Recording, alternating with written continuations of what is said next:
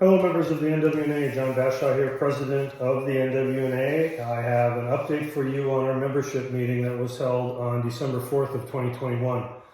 Our guest speaker was Mayor John Gunter. We provided a lot of really good information to the membership. Many of you have reached out and asked for some sort of an update because you're either out of town or you just weren't able to attend. And I thought, well, this may be a good opportunity for me to make an attempt at doing a quick video update of the topics that we discussed. Now, I'll try not to make this too long. I want to start with a little bit of housekeeping. The first thing is that our membership is now at about 1,700 members, and we have about 1,049 member households. So the membership is growing significantly, and I really appreciate all of you who have been longtime members, as well as the new members who have joined our organization. We have two officer positions that are changing. The terms for our officers are 3 years in length. David Marazon actually served another year, so he served 4 years as our treasurer, and Kathy Ives was voted by you to be the new treasurer of the NWNA. Additionally, Linda Stevens is our secretary. She served a 3-year term and agreed to sign up for another 3-year term and was voted in by you as well. So she is now our secretary. Those of you who know Linda certainly know, like I do, that she's a valuable asset to the organization and does a really good job of making sure that the trains run on time and the lights stay on. So thank you, Linda, for signing up for an additional 3 years. I have some news to share about a couple of boat parades that are being held on December 18th. There are 2 of them in the Northwest, both out, like I said, on the 18th, starting at 6 p.m. If you'd like some additional information on those, you can go to our website and look at the events tab, and that should give you some information on those. I want to give a shout out to Doug Kidd, who has really been a thought leader in some of the things that I'm going to be talking about, specifically this map in the background. Doug is a visionary of what Northwest Cape Coral can look like, and I really appreciate how he has shared his vision and is helping us shape the future of Northwest Cape Coral. Additionally, I want to thank Dave Curtis, who's done a lot of the video drone work that you've seen in some of the videos that I've shot. And Dave is a valuable asset to help us put the ideas on video so that you get a better idea of what we're talking about when we present an idea like the Boardwalk or things of that nature. So with that, I want to move into the agenda, and we have 1, 2, 3, 4, 5, 6, 7 items. Yeah, I know, that's a lot of information, but I'm going to go quickly. The first one is regarding the Utilities Expansion Project, or the UEP. The city is in the process of developing a master plan to consider what would the timing be for utilities all across Cape Coral. And that master plan will probably be finished in about 6 months, but as it stands today, the expectation is that North 1, which is happening in the northeast Cape Coral, will be starting shortly. After that, North 3 would start, and North 3 is in the northwest. It would go from, Embers up and from Burnstore Road west all the way up to Kismet. So a lot of you who are watching this video will be included in the North 3 expansion. There also is some discussion about how could the rest of the Northwest be included in a relatively recent or upcoming expansion, and there's some consideration for that. If we were able to make that happen, then potentially all of Northwest Cape Coral west of Burnstore Road would have utilities all the way up to the end of the city limits. So watch for updates on that topic. You'll be seeing some bulletins on that coming in the future from Don Freeman, who is our Public Works chairperson. The second item I want to tell you about is the 7 Islands.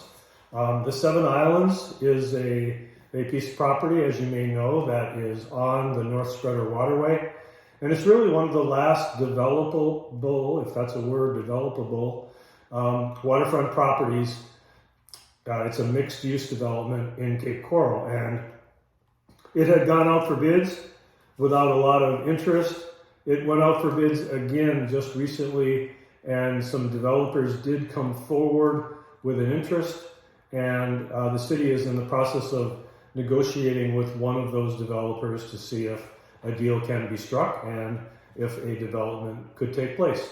So I think, most likely that will be developed, although it is a long-term project and there's a lot of, studies and research and permitting that has to happen before a development can take place.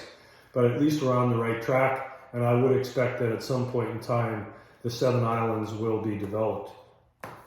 The next thing I want to talk about is the North Spreader waterway exit. Some of you are calling this the cut. And for those of you who attended the last membership meeting, which was back in 2020, I believe, we talked about doing a feasibility study on, is there another way to get to Charlotte Harbor from the spreader rather than going south in the spreader and through Matlacha? And I want to say that the NWNA does not support a cut. And by that, what I mean is, does not support heavy equipment going into the estuary and digging a new channel to Charlotte Harbor. I don't see it as being a viable project, and there are some pretty complicated issues related to that. So that's not something that the NWNA is pursuing. The city is not pursuing it either. But there is an opportunity to use an existing channel from the spreader to Two Pines as, a kayak and a really small boat path currently. So I'm going to try to get up here and see if I can get out of the way for just a minute. But so this is Jacaranda Parkway here, and this is a natural exit into a man-made canal to the west of the spreader. And by following that exit, the man-made canal, all the way to here, and then using a creek or a waterway that's been created by Mother Nature, you can in fact get to Two Pines. And many of you have told me that you're familiar with it. You've used it, you've either been in a kayak or a really small boat, and you can get from point A to point B. And this is about, in a small boat at no wake speed, probably 40 minutes or so. So some next steps here. I think we should start kayaking and using some small boats and start using it. Now, again, it's not intended for large boats. It's difficult because you have to get in the right canal and the right path. So you'll be hearing more about this in the future, but I want to reiterate. A cut, meaning bringing heavy equipment in and making a new canal from here to, let's say, here, or from here to here, that's not something that's being pursued. So I want to lay that folklore to rest.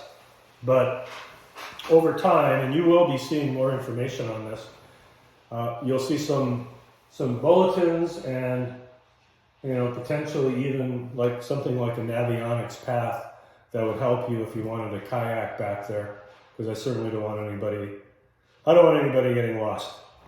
All right, the next one, regarding the internet. This is an example of something that the city of Cape Coral has absolutely responded with great speed to the needs of the residents. So the city of Cape Coral has entered into an agreement with Comcast to bring broadband throughout the city and to prioritize the Northwest and the Northeast as far as rolling out or starting the connections. Many of you that live north of, let's say, Yucatan in Northwest Cape Coral only have one option for internet service, and I've heard from some of you that it's not acceptable. So we passed that information on to the city.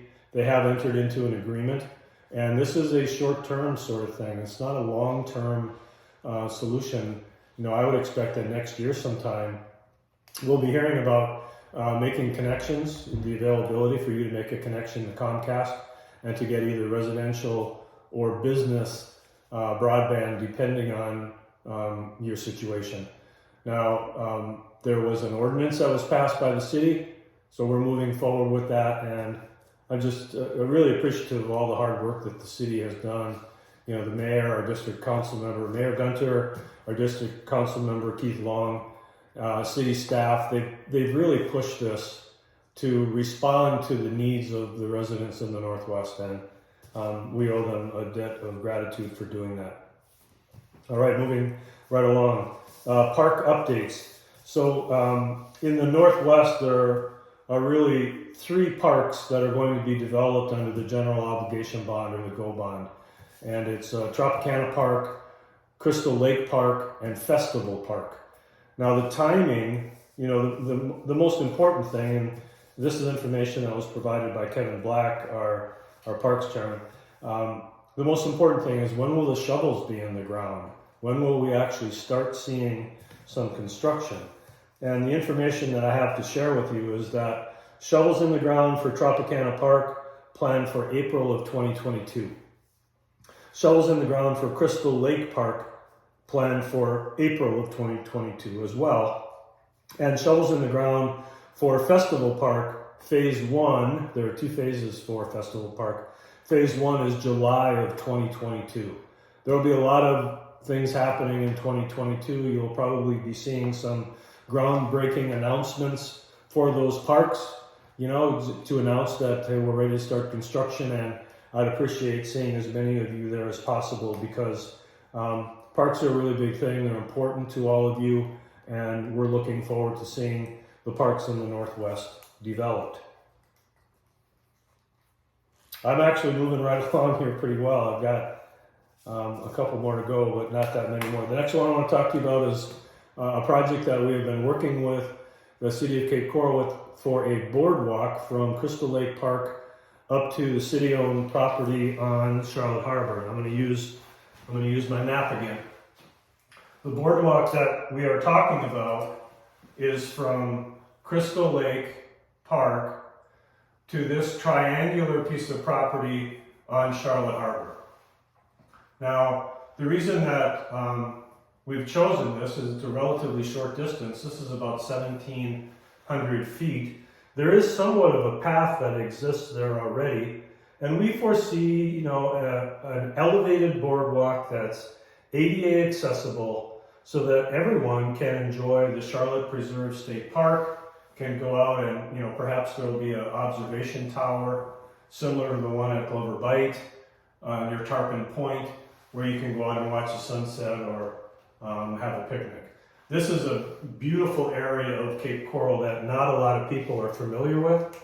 So I'm excited that the city's moving forward with this. The stage that we're at is the request for easement in order to be able to use some of the property in the Charlotte Harbor Preserve State Park have been submitted, and the next step, of course, would be permitting, then fundraising, and you know, we're going to try to get all of you involved in it, because this is a really neat idea that I think a lot of people will get a great deal of enjoyment from it. All right, next item is medians. The NWNA has partnered with the Southwest Cape Coral Neighborhood Association, or actually the Southwest Cape Coral Action Committee is the name of that group, along with the City of Cape Coral, and there's a new median beautification or adopt a median program, which allows for businesses and residents to contribute to developing a median. And the benefit for a business that chooses to do that is advertising. Once the median has been beautified, they're able to put a sign saying that they've donated that median, stating the name of their business. I'm excited that Patricia White, who's our environmental chairperson, has been working with 2 local businesses, and we're moving forward with developing a median that is fairly close to Serenia Vista Park. So it's about a 400-foot median that is just east of Serenia Vista, and the landscape design is pretty much finished.